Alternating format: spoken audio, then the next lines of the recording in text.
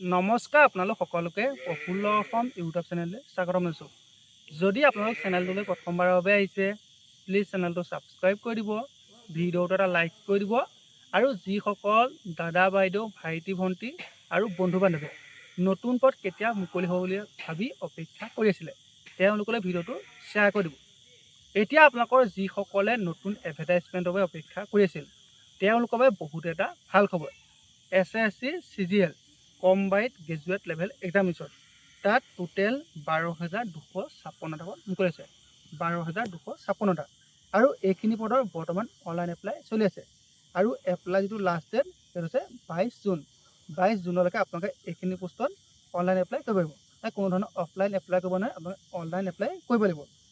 তাৰপৰা আপোনালোকৰ এইখিনি পদত এপ্লাই কৰিবলৈ যিটো বয়স, সেই বয়সটো হৈছে 18 পৰা 27 বছৰ। যিহেতু আপোনালোকৰ এই যিখিনি পদ মুকলি আছে তাৰ আপোনালোকৰ বিভিন্ন বিভাগৰ পদ আছে, গতিকে আপোনালোক সকলো পদৰ বাবে যিটো বয়স সেইটো বেলেগ বেলেগ। তাৰে আপোনালোক কিছুমান পদত 20ৰ পৰা 30 বছৰলৈ এপ্লাই কৰিব পাৰিব, কিছুমানৰ আপোনালোক 18 পৰা 30 বছৰ। আপোনালোকে অফিচিয়েল যিটো এডভাৰটাইজমেণ্ট সেই এডভাৰটাইজমেণ্টটো চাই ল'ব। তাৰপিছত আপোনালোকৰ যিসকল OBC কেণ্ডিডেট তেওঁলোকে 3 বছৰ আৰু SC কেণ্ডিডেট 5 বছৰ এজ ইলেকশ্যন পাব। তাৰপৰা আপোনালোকৰ এইখিনি পোষ্টত এপ্লাই কৰিবলৈ যিটো এডুকেশ্যনেল কোৱালিফিকেশ্যন সেইটো হ'ব লাগে গ্ৰেজুৱেট। আপুনি যদি আৰ্টছ, ছায়েন্স, কমাৰ্চ যিকোনো এটা ষ্ট্ৰীমৰ পৰা যদি গ্ৰেজুৱেশ্যন কমপ্লিট কৰিছে তেন্তে আপোনালোকে এইখিনি পোষ্টত এপ্লাই কৰিব পাৰিব।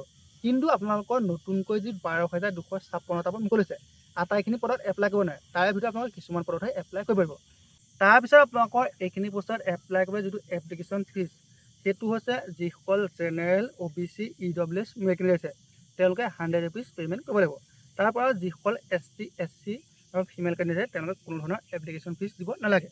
মাত্ৰ যিসকল জেনেৰেল OBC EWS মেল কেণ্ডিডেট আছে তেওঁলোকে এপ্লিকেশ্যন ফিজ দিব লাগে। এতিয়া আপোনালোকৰ ইয়াৰ যিটো চিলেকশ্যন প্ৰচেছ সেই চিলেকশ্যন প্ৰচেছটো অলপ দীঘলীয়া হয়।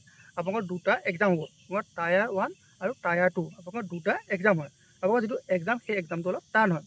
আপোনালোকৰ টায়াৰ 1ৰ যিটো এক্সাম তাত টোটেল মাৰ্ক থাকে 200 আৰু টোটেল কুৱেশ্যন থাকে 100টা আৰু সময় থাকে 1 ঘণ্টা। 1 ঘণ্টাত আপোনালোকে 100টা প্ৰশ্ন উত্তৰ কৰিব লাগিব আৰু আপোনালোকৰ প্ৰত্যেকটো প্ৰশ্নত থাকিব 2 নম্বৰ। তাৰপিছত আপোনালোকৰ এই যিটো পৰীক্ষা সেই পৰীক্ষাটো নিগেটিভ মাৰ্ক থাকে।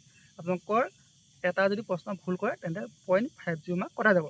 এতিয়া আপোনালোকৰ যিটো ফাৰ্ষ্ট টায়াৰ এক্সাম হ'ব সেইটোত আপোনালোকৰ জেনেৰেল ইণ্টেলিজেঞ্চ ৰিজনিঙৰ পৰা আহিব 25টা কুৱেশ্যন, তাৰপৰা জেনেৰেল এৱাৰনেছৰ 25টা, মেথছৰ পৰা আহিব 25টা আৰু ইংলিছৰ পৰা কম্প্ৰিহেনশ্যন 25টা আহিব। ইংলিছৰ আপোনালোকৰ কম্প্ৰিহেনশ্যন আৰু 25 নম্বৰ আহিব। আৰু আপোনালোকৰ 25টা কুৱেশ্যন আহে, টোটেল নম্বৰ থাকে 50। আপোনালোকৰ প্ৰত্যেকটো পাৰ্টৰ পৰা 25টাকৈ কুৱেশ্যন আহিব আৰু টোটেল নম্বৰ থাকে 50। তাৰপিছত আপোনালোকে যদিহে এই পৰীক্ষাটো পাছ কৰে তেতিয়া আপোনালোকে টায়াৰ 2 এক্সামলৈ যাব পাৰিব। গতিকে আপোনালোকৰ যিসকলে নতুন পোষ্টৰ বাবে অপেক্ষা কৰি আছিল তেওঁলোকৰ বাবে বহুত এটা ভাল খবৰ। SSC CGLৰ নতুনকৈ 12,000 অধিক পদ মুকলিছে আৰু এই আটাইখিনি পদ আপোনালোকৰ অফিচাৰ ৰেংকৰ পদ হয়। আপোনালোকৰ অসম আৰক্ষী যিটো ছাব ইনস্পেক্টৰ SI পদ আছে তেনেকুৱা লেভেলৰ পদ আছে আৰু তাতকৈ আপোনালোকৰ বহুত ওপৰৰ লেভেলৰ পদ আছে। আকৌ ইনকাম টেক্সৰ অফিচাৰ তেনেকুৱা ধৰণৰ পদ আছে। গতিকে SSC CGLৰ যিখিনি পদ হয় সেই পদখিনি বহুত ধুনীয়া আপোনালোকৰ অফিচাৰ লেভেলৰ এটা পদ হয়।